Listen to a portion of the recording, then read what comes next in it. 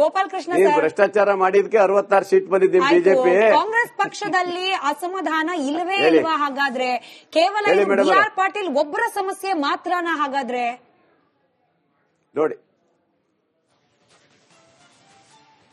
ನೋಡಿ ಮೇಡಮ್ ಅವರೇ, ಪಕ್ಷ ಅಂದ ಮೇಲೆ ಗೊಂದಲಗಳು ಇದ್ದೇ ಇರ್ತದೆ. ಸಣ್ಣ ಪುಟ್ಟ ಗೊಂದಲಗಳು ಇದ್ದದನ್ನ ಸರಿ ಮಾಡ್ಕೊಂಡು ಹೋಗುವಂತ ಶಕ್ತಿ ಕಾಂಗ್ರೆಸ್ಸಿಗಿದೆ. ರಾಷ್ಟ್ರ ನಾಯಕರು ಇದ್ದಾರೆ, ರಾಜ್ಯ ನಾಯಕರು ಇದ್ದಾರೆ, ಸರಿಪಡಿಸ್ಕೊಂಡು ಹೋಗ್ತಾರೆ. ಅದನ್ನ ಏನು ಮಾಡ್ಲಿಕ್ಕೂ ಬರುವುದಿಲ್ಲ. ಇವೆಲ್ಲ ಸಣ್ಣ ಪುಟ್ಟದ್ದು ಇದ್ದೇ ಇರ್ತದೆ. ಯಾವುದೇ ಪಕ್ಷ ಬಂದು ಇದ್ದೇ ಇರ್ತದೆ. ಹಾಗಂತೇಳಿ ಬಿಜೆಪಿ ಇರ್ಲಿಲ್ವಾ? ಅವ್ರು ಯಾವ್ದೋ ಮನೆ ಕೊಟ್ಟಿದೆ ಅಂತ ಹೇಳಿದ್ರಲ್ಲ ಚಂದ್ರಶೇಖರ್ ಅವರು, ಚಾಲೆಂಜ್ ಮಾಡ್ತೀನಿ. ಅವ್ರು ಎಷ್ಟು ಮನೆ ಕೊಟ್ಟಾರ ಒಂದು ತಾಲೂಕಿಗೆ ನಾನು ಕೊಡ್ತೀನಿ, ಬೇಕಾದ್ರೆ ಬರಕ್ ಹೇಳಿ ಅವರಿಗೆ ಎಷ್ಟು ಮನೆ ಕೊಟ್ಟಿದಾರಂತ. ಕೊರೋನಾ ಹೆಸರು ಹೇಳಿ ಒಂದೇ ಒಂದು ಮನೆ ಕೊಡಕ್ಕಾಗ್ಲಿಲ್ಲ ಅವ್ರ ಯೋಗ್ಯತೆಗೆ ಅವರಿಗೆ. ಸುಮ್ಮನೆ ಕತೆ ಓದ್ತಾರ, ಪುಂಗಿ ಓದ್ತಾನ ಮನುಷ್ಯ, ಪುಂಗಿ ಓದ್ತಾರಲ್ಲಿ. 6,80,000 ಪುಂಗಿ ದಾಸರು ನಮ್ಗೆ ಗೊತ್ತಿಲ್ಲ ಕತೆ ಹೇಳೋದ್ ಬೇಡ. ಅವ್ರು ಬೇಕಾದ್ರೆ ಚಾಲೆಂಜ್ ಮಾಡ್ತೇನೆ, ಆಯ್ತು ಬರ್ತೀನಿ, ಚಾಲೆಂಜ್ ಮಾಡ್ತೇನೆ, ನಿಮ್ ಜೊತೆಗೆ ಬರ್ತೀನಿ. ಕೊನೆ ಹಂತದಲ್ಲಿ 25 ಮನೆ ಲಾಸ್ಟ್ ಕೊಟ್ಟೋಗಿದ್ರೆ ಅದು ಸ್ಯಾಂಕ್ಷನ್ ಆಗಿಲ್ಲ. ಕೊನೆ ಹಂತದಲ್ಲಿ ಲಾಸ್ಟ್ ಎಲೆಕ್ಷನ್ ಟೈಮಲ್ಲಿ 25 ಮನೆ ಕೊಟ್ರಿ, ಅದು ಸ್ಯಾಂಕ್ಷನ್ ಆಗಿಲ್ಲ. ನೀನು ಚಾಲೆಂಜ್ ಇದ್ರೆ ಹೇಳಿ ಬರ್ತೀನಿ. ಫಲಾನುಭವಿಗಳ ಖಾತೆಗೆ ಟ್ರಾನ್ಸ್ಫರ್ ಆಗಿರ್ತಕ್ಕಂಥದ್ದು ಎಷ್ಟು ಜನ ಗೋಪಾಲ್ ಕೃಷ್ಣ ಸರ್ ಹೇಳೋದನ್ನು ಕೇಳಿಸ್ಕೊಳ್ತಿರ್ತಾರೆ, ಚಂದ್ರಶೇಖರ್ ಅವರು ಹೇಳ್ತಿರೋದು ಕೇಳಿಸ್ಕೊಳ್ತಿರ್ತಾರೆ.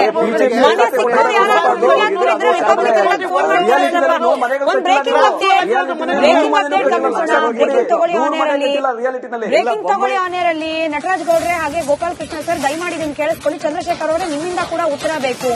ಈಗೇನ್ ಅಸಮಾಧಾನ ಅಂತ ಹೇಳಿ ಕಾಂಗ್ರೆಸ್ ನಲ್ಲಿ ಹೋಗಿ ಆಡ್ತಾ ಇದೆ, ಅದು ಒಬ್ರದೋ ಇಬ್ರದೋ ಅದು ಕಾಂಗ್ರೆಸ್ನವರೇ ಲೆಕ್ಕ ಕೊಡಬೇಕು. ಆದ್ರೆ ಇದೆಲ್ಲವನ್ನ ಗಮನಿಸಿ ಶೆಟ್ಟರ್ ಸಾಹೇಬ್ರು ಒಂದು ಭವಿಷ್ಯ ನುಡಿದಿದ್ದಾರೆ. ರಾಜಕೀಯ ಧ್ರುವೀಕರಣದ ಮುನ್ನುಡಿಯಂತೆ ಇವೆಲ್ಲ ಅತಿ ಶೀಘ್ರದಲ್ಲೇ ರಾಜಕೀಯ ಧ್ರುವೀಕರಣ ಆಗತ್ತಂತೆ. ಆಪರೇಷನ್ ಕಮಲ ಮಾಡಲ್ಲಂತೆ, ಅವರಾಗೆ ಬಂದ್ಬಿಡ್ತಾರಂತೆ ಕಾಂಗ್ರೆಸ್ ಕಡೆಗೆ. ಸಾಲು ಸಾಲು ಕಾಂಗ್ರೆಸ್ನ ನಾಯಕರು ಬಿಜೆಪಿ ಕಡೆಗೆ ಬರ್ಲಿಕ್ಕೆ, ಕ್ಷಮೆಯಲ್ಲಿ ಬಿಜೆಪಿ ಕಡೆಗೆ ಬರ್ಲಿಕ್ಕೆ ಅವರೇ ಸಿದ್ಧರಿದ್ದಾರಂತೆ. ಹಾಗಾದ್ರೆ ಮುಂದಿನ ದಿನಗಳಲ್ಲಿ ಸರ್ಕಾರ ಪತನ ಫಿಕ್ಸಾ? ಹಿಂಗೆ ಮಾತಾಡಿದ್ದಾರೆ ಶೆಟ್ಟರ್ ಅವರು. ಇನ್ನು ರಾಜೀನಾಮೆ ಜಮೀರ್ ಅವರು ಕೊಡೋದು ಬೇಡ, ರಾಜು ಕಾಗೆ ಅವರು ಕೊಡೋದು ಬೇಡ, ಸಿದ್ದರಾಮಯ್ಯನವರೇ ಕೊಟ್ಬಿಡ್ಲಿ, ಅತ್ಲಾಗೆ ಸರ್ಕಾರ ಡಿಸಾಲ್ವ್ ಮಾಡ್ಬಿಡ್ಲಿ, ಚುನಾವಣೆಗೆ ಹೋಗೋಣ ಅಂತ ಹೇಳಿ ರಾಜ್ಯಸಭಾ ಸದಸ್ಯರಾದ ಕಡಾಡಿ ಅವರು ಮಾತನಾಡ್ತಿದ್ದಾರೆ.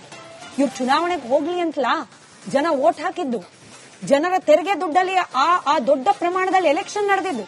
ಶೆಟ್ಟರ್ ಅವರು ಹಾಗೆ ಕಡಾಡಿ ಅವರ ಹೇಳಿಕೆ ನಿಮ್ಮ ಮುಂದೆ.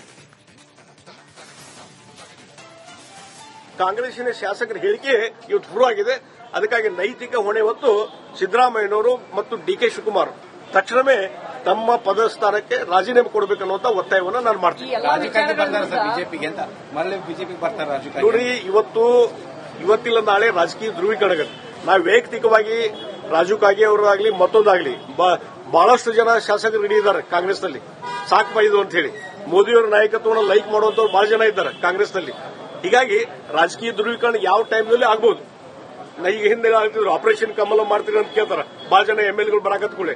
ನಾವೇನು ಆಪರೇಷನ್ ಕಮಲ ಮಾಡೋದು ಬೇಕಾಗಿಲ್ಲ, ಏನಿಲ್ಲ. ಅಲ್ಲೇನು ಇನ್ ಫೈಟಿಂಗ್ ನಡೆದಿದೆ. ಅಲ್ಲಿ ನಾವು ಬಹಳ ದಿವಸದಿಂದ ಹೇಳ್ತಾ ಇದ್ದೀವಿ, ಈ ಸರ್ಕಾರ ಪಾಪರಾಗ್ಯದ, ಆರ್ಥಿಕವಾಗಿ ದಿವಾಳಿ ಎದ್ದದ. ಯಾವುದೇ ಶಾಸಕರಿಗೆ ಡೆವಲಪ್ಮೆಂಟ್ ಕೆಲಸ ಮಾಡಲಿಕ್ಕೆ ಫಂಡ್ ಅವರಲ್ಲಿ ಇಲ್ಲ. ಹೀಗಾಗಿ ಆಂತರಿಕ ಆಕ್ರೋಶ ಇವತ್ತು ಭುಗಿಲದ. ಇತ್ತೀಚೆಗೆ BR ಪಾಟೀಲ್ ಅವರು ಕೂಡ ಹೇಳಿಕೆಯನ್ನು ಕೊಟ್ಟಿದ್ದಾರೆ. ಮನಿ ಇದ್ರ ಮಾತ್ರ ಮನೆ ಅನ್ನುವಂಥದ್ದು, ಅಂದ್ರೆ ಯಾರಿಗೆ ಹಣ ಕೊಟ್ರೆ ಮಾತ್ರ ಮನಿ ಸಿಗ್ತಾವ ಅನ್ನುವಂಥದ್ದು ಅವ್ರು ಹೇಳಿದ್ದಾರೆ. ಹೀಗಾಗಿ ನಾನು ರಾಜು ಕಾಗೆ ಅವ್ರಿಗೆ ಹೇಳಲಿಕ್ಕೆ ಬಯಸ್ತೇನೆ, ಕೇವಲ ನೀವು ರಾಜೀನಾಮೆ ಕೊಡೋದ್ರಿಂದ ಈ ಸಮಸ್ಯೆ ಬಗೆಹರಿಯುವುದಿಲ್ಲ. ದಯಮಾಡಿ ನಿಮ್ಮ ಮುಖ್ಯಮಂತ್ರಿಗಳನ್ನ ರಾಜೀನಾಮೆ ಕೊಡಿಸ್ರಿ, ನೇರವಾಗಿ ಜನರ ಬಳಿ ಹೋಗೋಣ. ಅದೊಂದ್ಸಲ ತೀರ್ಮಾನ ಆಗ್ತದ, ಜನ ಏನ್ ತೀರ್ಮಾನ ಕೊಡ್ತಾರ, ಅವಾಗ ಈ ಸಮಸ್ಯೆ ಬಗೆಹರಿಲಿಕ್ಕೆ ಸಾಧ್ಯದ. ಇಲ್ಲಾಂದ್ರೆ ನೀವು ಈ ರೀತಿ ಹೇಳ್ಕೊತಾನೆ ಹೋಗ್ಬೇಕಾಗ್ತದ, ಜನರನ್ನ ಕಣ್ಣೊರೆಸುವಂತ ಒಂದು ತಂತ್ರ ಇದೆ. ಹೀಗಾಗಿ ಮುಖ್ಯಮಂತ್ರಿಗಳ ರಾಜೀನಾಮೆ ಕೊಡಿಸೋದು ಬಹಳ ಸೂಕ್ತ ಅಂತ ನನ್ನ ಅಭಿಪ್ರಾಯ. ಇಬ್ರು ಹಿರಿಯರು, ಇಬ್ರು ಅನುಭವಸ್ಥರು, ಚುನಾವಣೆ ಪ್ರಕ್ರಿಯೆ ಹೆಂಗ್ ನಡೆಯುತ್ತೆ, ಎಷ್ಟೆಲ್ಲ ಖರ್ಚಾಗತ್ತೆ ಗೊತ್ತಿರೋರು. ಚಂದ್ರಶೇಖರ್ ಅವರೇ, ನಿಮ್ ಪಾರ್ಟಿಯವರೇನ್ರಿ ಪ್ರಜಾಪ್ರಭುತ್ವ ವ್ಯವಸ್ಥೆಗೆ ವಿರುದ್ಧವಾಗಿದ್ದಾರಾ? ಸುಭದ್ರವಾಗಿ ಒಂದು ಸರ್ಕಾರ ನಡಿಬಾರದು ಅನ್ನೋದೇ ಬಿಜೆಪಿ ಪಕ್ಷದ ಉದ್ದೇಶನ. ಚುನಾವಣೆಗೆ ಹೋಗೋಣ ಅಂತ ಹೇಳಿ ಒಬ್ರು, ಆಪರೇಷನ್ ಕಮಲ ಮಾಡೋದಿಲ್ಲ, ರಾಜಕೀಯ ಧ್ರುವೀಕರಣ ಆಗುತ್ತೆ ಅಂತ ಹೇಳಿ ಮತ್ತೊಬ್ರು.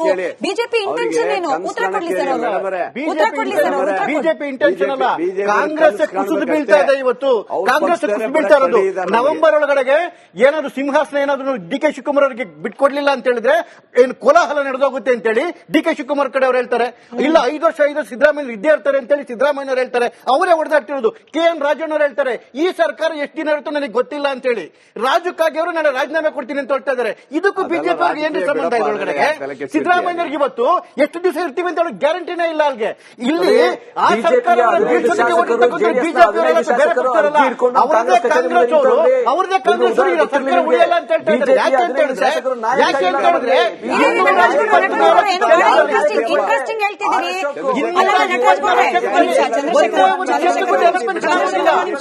ನಟರಾಜ್ ಗೌಡ್ರೆ ಬೇಡ, ಮಾತು ಬಹಳ ಇಂಪಾರ್ಟೆಂಟ್ ವಿಚಾರ ಮಾತಾಡ್ತಿದ್ದೀರಿ. 30 ಸೆಕೆಂಡ್ ಟೈಮ್ ಕೊಡಿ. ನಿಮ್ ಮಾತು ಚಂದ್ರಶೇಖರ್ ಅವ್ರ ಮಾತಿನ ನಡುವೆ ಕಳೆದೋಗ್ತಾ ಇದೆ. ನಟರಾಜ್ ಗೌಡ್ರೆ ನಿಮ್ ಮಾತು ಜನ ಕ್ಲಿಯರ್ ಆಗಿ ಹೋಗ್ಬೇಕು. ತಾಳ್ಮೆಯಲ್ಲಿ 30 ಸೆಕೆಂಡ್ ಹೆಬ್ಬಾರ್ 2 ವಿಕೆಟ್ ಬಿದ್ದಿದೆ. ಇನ್ನು 15 ಜನ ಹೆಸರು ಬೇಕ್ರಿ ನಟರಾಜ್ ಗೌಡ್ರೆ.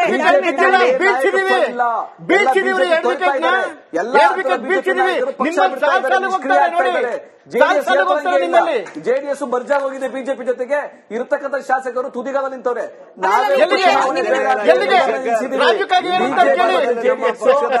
20 ವರ್ಷ ಕರ್ನಾಟಕದಲ್ಲಿ ಅಧಿಕಾರಕ್ಕೆ ಬರಲ್ಲ.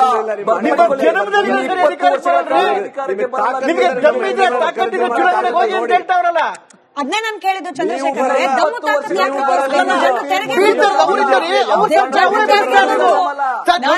ಡಿಕೆ ಶಿವಕುಮಾರ್ ಯಾವುದೇ ಕಾರಣಕ್ಕೂ ಸಿಂಹಾಸನ ಸರ್ಕಾರ ಬಿದ್ದೋಗ್ಲಿ ಅಂತ ಸಿದ್ದು ಅವರು ಹೇಳ್ತಾರೆ. ನನಗೆ ಸಿಂಹಾಸನ ಸಿಗ್ಲಿಲ್ಲ ಅಂತ ಹೇಳಿ ಸರ್ಕಾರ ಬಿದ್ದೋಗ್ಲಿ ಅಂತ ಹೇಳಿ ಡಿಕೆ ಶಿವಕುಮಾರ್ ಹೇಳ್ತಾರೆ. ನಟರಾಜ್ ಗೌಡ್ರೆ ಮಾತಾಡಿದ್ರಿ, ಚಂದ್ರಶೇಖರ್ ಅವರೇ ಮಾತಾಡಿದ್ರಿ. ದಯಮಾಡಿ ಸಹಕರಿಸಿ. ಸೈಲೆನ್ಸ್.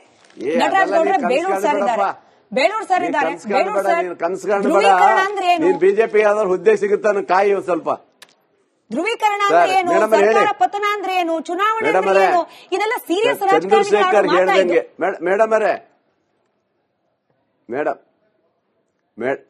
ಮೇಡಮ್ ಅವರೇ ನೋಡಿ, ಯಾವ ಕಾರಣಕ್ಕೂ ಇವತ್ತು ನಮ್ಮ ಪಕ್ಷದ ಯಾವುದೇ ವ್ಯಕ್ತಿ ರಾಜೀನಾಮೆ ಕೊಡೋದಿಲ್ಲ. ಇವ್ರು ಕನಸು ಕಾಣಬೇಕಷ್ಟೇ. ಆದರೆ ಪಕ್ಷ ಗಟ್ಟಿಯಾಗಿದೆ. ರಾಜ್ಯ ಸರ್ಕಾರ ಇವತ್ತು ಮುಖ್ಯಮಂತ್ರಿ ಆಗೋದು, ಮುಖ್ಯಮಂತ್ರಿ ಮುಂದೆ ಆಗೋರದೆಲ್ಲ ಏನಿದ್ರೆ ಕೇಂದ್ರ ನಾಯಕರು ಅದೆಲ್ಲ ತೀರ್ಮಾನ ಮಾಡ್ತಾರೆ. ಬಿಜೆಪಿಯವರು ಯಾರು ತೀರ್ಮಾನ ಮಾಡೋದಲ್ಲ. ಅವ್ರ ಪಕ್ಷದ ಶಾಸಕರು ಉಳಿಸ್ಕೊಳ್ಳಕ್ ಹೇಳಿ ಫಸ್ಟ್. ಅದು ಬಿಟ್ಟು ನಮ್ಮ ಪಕ್ಷದವ್ರ ಬಗ್ಗೆ ಮಾತಾಡೋದು. ಜಗದೀಶ್ ಶೆಟ್ಟರ್ ಏನನ್ನೋದು ಎಲ್ಲರಿಗೂ ಗೊತ್ತು. ರಾಜ್ಯದ ಮುಖ್ಯಮಂತ್ರಿ ಆಗಿ ಕೊನೆಗೆ ಮಂತ್ರಿ ಆದಂತ ವ್ಯಕ್ತಿ ಅವರು. ಅವ್ರ ಬಗ್ಗೆ ಏನ್ ಮಾತಾಡಕ್ಕಾಗತ್ತೆ? ಹೇಸಿಗೆ ಆಗುತ್ತೆ. ಅವರಲ್ಲ ಏನ್ ದೊಡ್ಡ ಮನುಷ್ಯರು ಅವರು.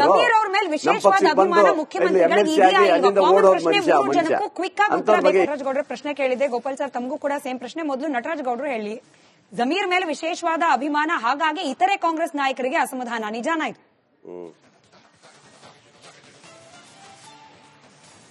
ಹೌದು, ಎಲ್ಲಾ ನಾಯಕರಿಗೆ ಎಲ್ಲಾ ನಾಯಕರ ಮೇಲೆ ಅಭಿಮಾನ ಇದೆ. ಜಮೀರ್ ಅವ್ರ ಮೇಲೆ ಉಪಮುಖ್ಯಮಂತ್ರಿಗಳಿಗೂ ಅಭಿಮಾನ ಇದೆ, ನಮಗೂ ಅಭಿಮಾನ ಇದೆ.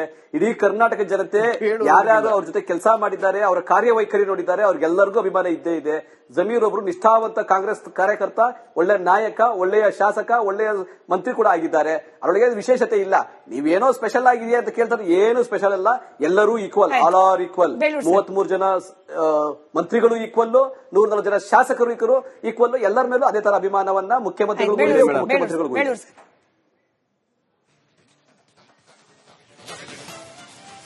ಹೇಳಿ ಮೇಡಮ್. ಜಮೀರ್ ಅವ್ರ ಮೇಲೆ ಅಭಿಮಾನ ವಿಶೇಷವಾಗಿದೆ ಅಂತ ಮುಖ್ಯಮಂತ್ರಿಗಳಿಗೆ, ಹೌದಾ ಇಲ್ವಾ ಸರ್? Hello, right. ಬಹುಶಃ ಸಂಪರ್ಕ ಕಡಿತ ಆಯ್ತು ಖಂಡಿತ ಇದೆ. ಎಲ್ಲರ ಮೇಲೂ ಇದೆ. ಮುಖ್ಯಮಂತ್ರಿಗಳು ಮುಖ್ಯಮಂತ್ರಿಗಳು ಎಲ್ಲರ ಮೇಲೂ ಅಭಿಮಾನ ಇದೆ. ಉಪಮುಖ್ಯಮಂತ್ರಿಗಳಿಗೂ ಎಲ್ಲರ ಮೇಲೂ ಅಭಿಮಾನ ಇದೆ. ಪಕ್ಷದಲ್ಲಿ ಒಗ್ಗಟ್ಟಿದೆ, ಅದರಲ್ಲಿ ಯಾವುದೇ ಗೊಂದಲ ಇಲ್ಲ. ಇವ್ರು ಯಾರೋ ಹೇಳಿದ್ರಂತೇಳಿ ಇವಾಗ ರಾಜ್ಯ ಸರ್ಕಾರ ಪತನ ಆಗತ್ತೆ, ಇನ್ನೊಂದಾಗತ್ತೆ ಅಂತ ಇವ್ರು ಕನಸು ಕಾಡ್ಬೇಕು ಬಿಟ್ರೆ ಬೇರೆ ಏನ್ ಮಾಡ್ಲಿಕ್ಕೆ ಸಾಧ್ಯ ಇಲ್ಲ. ಗಟ್ಟಿಯಾಗಿದೆ. ಸಣ್ಣ ಪುಟ್ಟ ವ್ಯತ್ಯಾಸಗಳಾದ ಆ ಅಭಿಮಾನ ಏನಿದೆ, ಅಭಿಮಾನ ಜನರ ಪರವಾಗಿ ಸ್ವಲ್ಪ ಹೆಚ್ಚಾದ್ರೆ ಬಹುಶಃ ಈ ಸಮಸ್ಯೆಗಳು ಆಗೋದಿಲ್ವೇನೋ ಅಂತ ಆಶಿಸ್ತಾ ಧನ್ಯವಾದ ಮೂವರಿಗೂ ಕೂಡ. ವಿಶೇಷವಾಗಿ Belur sir, thank you for your time. ನೋಡ್ತಾ ಇರಿ ರಿಪಬ್ಲಿಕ್ ಕನ್ನಡ, ಇದು ನಿಮ್ಮ ಧ್ವನಿ.